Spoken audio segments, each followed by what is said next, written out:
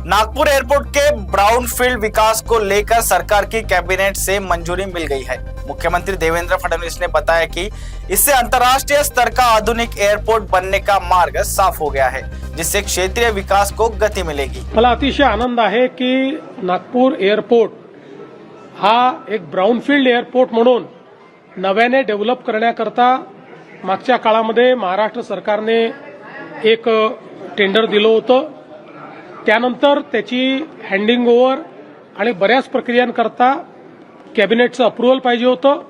आज माननीय पंतप्रधान महोदयांनी मंत्रिमंडळाच्या बैठकीमध्ये त्याला मान्यता दिली आहे।